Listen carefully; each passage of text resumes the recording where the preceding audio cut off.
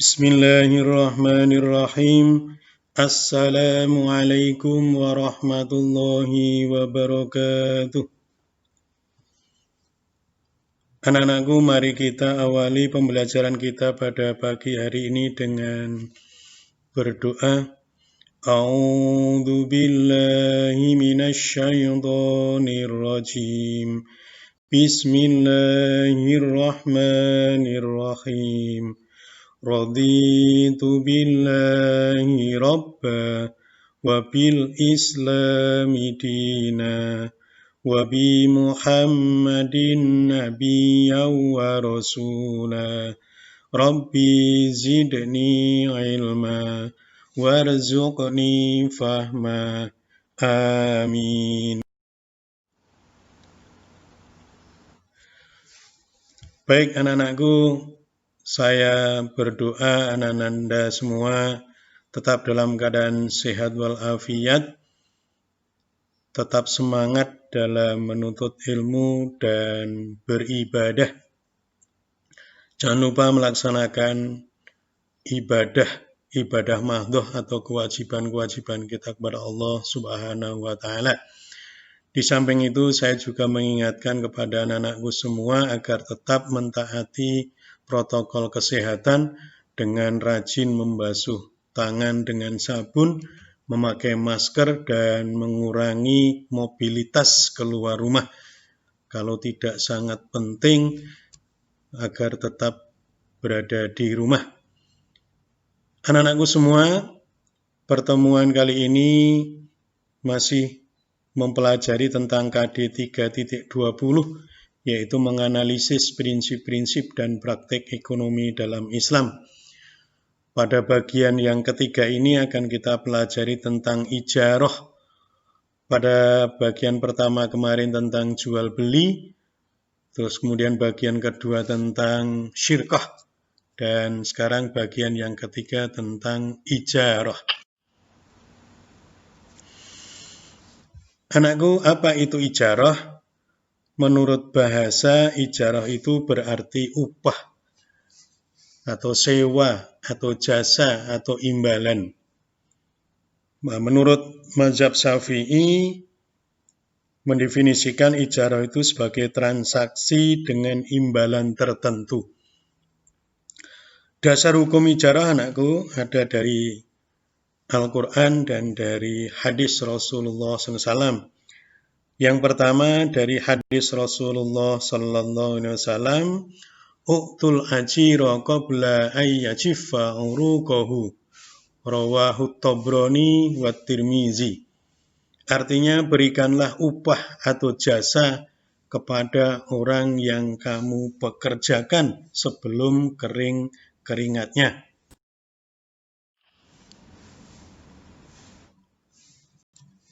Yang kedua, dasar hukumnya adalah Al-Quran, surah Az-Zukhruf, surah yang ke-43, ayat yang ke-32. Anak-anakku buka Al-Qurannya, kita baca bersama. A'udzu billahi minasyaitonir rajim. Bismillahirrahmanirrahim. Ahum yaqsimuna rahmata rabbika nahnu qasamna bainahum ma'isyatahum fil hayatid dunya wa rafa'na ba'dahum fawqa ba'din darajatin yattahida ba'duhum ba'da sukhriya wa rahmatu rabbika khairum mimma yajma'un. Artinya, apakah mereka yang membagi-bagi rahmat Tuhanmu? Kami telah menentukan antara mereka penghidupan mereka dalam kehidupan di dunia ini. Dan kami telah meninggikan sebagian mereka atas bagian yang lain beberapa derajat, agar sebagian mereka dapat mempergunakan sebagian yang lain. Dan rahmat Tuhanmu lebih baik dari apa yang mereka kumpulkan. Quran surah Zukhruf, surah yang ke-43, ayat yang ke-32. Dasar yang ketiga yaitu surah Al-Qasas, surah yang ke-28 ayat yang ke-26. Anakku buka Al-Qur'annya, kita baca bersama. Bismillahirrahmanirrahim. Qalat ihdahuma ya abadistajirhu inna khaira man istajartal qawiyul amin.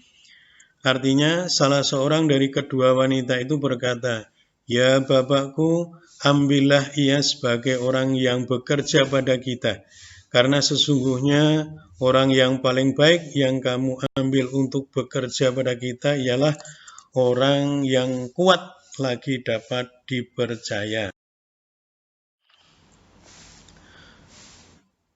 Anak-anakku semua, adapun macam-macam ijarah, yang pertama adalah ijarah yang bersifat manfaat. Contohnya sewa menyewa rumah, juga mungkin sewa menyewa mobil, toko, dan aneka busana, serta yang lain-lain yang biasa disewakan. Yang kedua, ijarah yang bersifat pekerjaan, yaitu dengan mempekerjakan seseorang untuk melakukan suatu pekerjaan.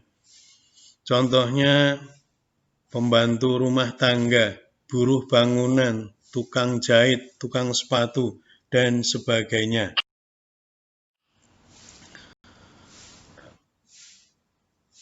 Adapun ijarah itu sah manakala memenuhi rukun dan syarat.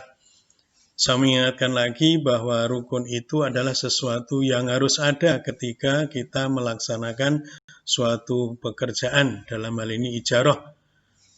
Dan syarat itu adalah sesuatu yang harus dipenuhi sebelum kita melaksanakan suatu pekerjaan. Adapun rukun ijarah itu ada 4. Yang pertama, orang yang berakad atau yang bertransaksi. Yang kedua, sewa atau imbalan. Yang ketiga, manfaat. Dan yang keempat, sigot atau ijab qabul dalam transaksi ijarah.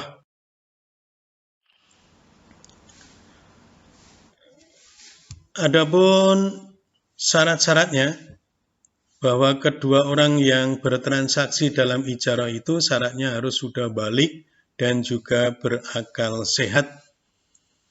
Kemudian kedua belah pihak yang bertransaksi itu harus dengan kerelaan atau tidak ada paksaan. Yang ketiga, kondisi barang harus diketahui dan bermanfaat bagi penyewa. Yang keempat, objek ijarah bisa diserahkan dan dipergunakan secara langsung, serta tidak cacat.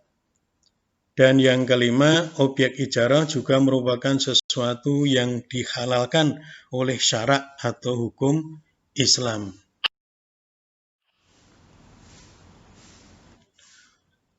Syarat ijarah berikutnya adalah hak yang disewakan tidak termasuk suatu kewajiban bagi penyewa.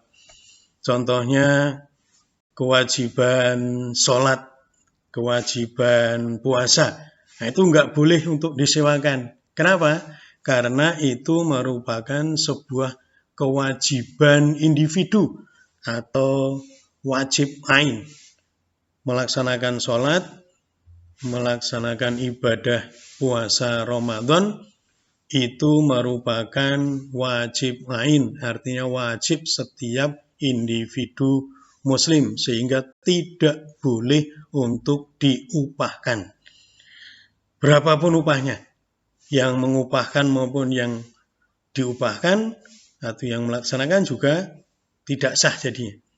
Nah, ini harus hati-hati, maka tidak boleh yang menjadi kewajiban kita secara individu Muslim itu diupahkan kepada orang lain. Syarat berikutnya, objek ijarah adalah sesuatu yang bisa disewakan atau yang biasa disewakan. Ya, seperti tadi itu mungkin toko, sewa rumah. Anakku nanti kalau sudah kuliah di perguruan tinggi, itu biasanya kalau belum punya tempat tinggal tertentu atau saudara itu biasanya menyewa. Nah, mungkin juga mobil, bahkan busana seragam tertentu untuk hajatan itu biasanya juga ada yang menyewakan. Berikutnya adalah upah atau sewa dalam transaksi ijarah harus jelas. Nah, berapa-berapanya perhitungan harus dalam transaksi sehingga jelas berapa harus disewa, ukuran barang yang disewa dan sebagainya.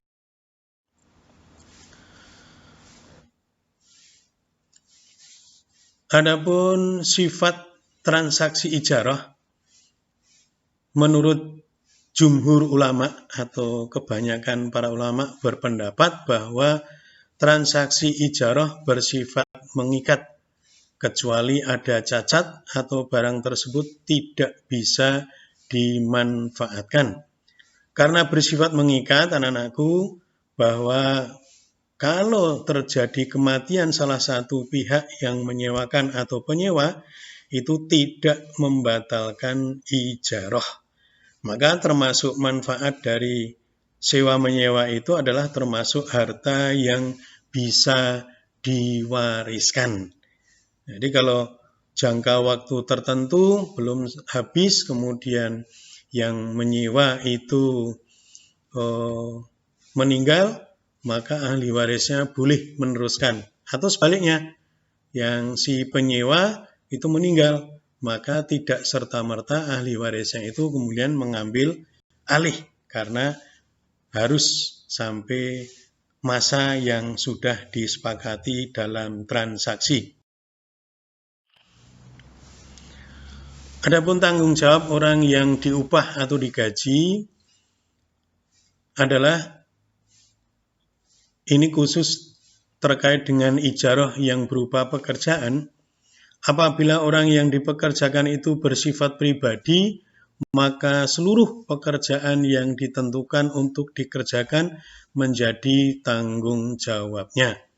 Umpamanya dalam pertukangan, membuat kamar umpamanya, atau juga membuat barang tertentu. Nah, sampai selesai dan bagaimananya itu merupakan tanggung jawab dari yang bekerja. Ulama fikih sepakat apabila objek yang dikerjakan rusak di tangan pekerja bukan karena kelalaiannya dan tidak ada unsur kesengajaan, maka pekerja tidak dapat dituntut ganti rugi. Apalagi barang-barang bahasa Jawanya bolo pecah. Kalau seorang pembantu rumah tangga yang sedang mencuci piring atau gelas yang mudah pecah, kemudian karena tertentu yang tanpa disengaja itu menjadi pecah atau rusak, maka itu bukan menjadi tanggung jawab yang bekerja. Nah, itu harus perlu diketahui oleh anak-anakku semua. Baik anak-anakku, mungkin itu yang bagian ini kita sampai cukupkan sekian dulu. Kembali saya mengingatkan pada anak-anakku agar tetap mentaati protokol kesehatan, rajin mencuci tangan pakai sabun, kemudian memakai masker, dan juga membatasi mobilitas yang penting-penting saja. Mari kita tutup pertemuan pembelajaran kita pada pagi hari ini dengan berdoa kafaratul majlis.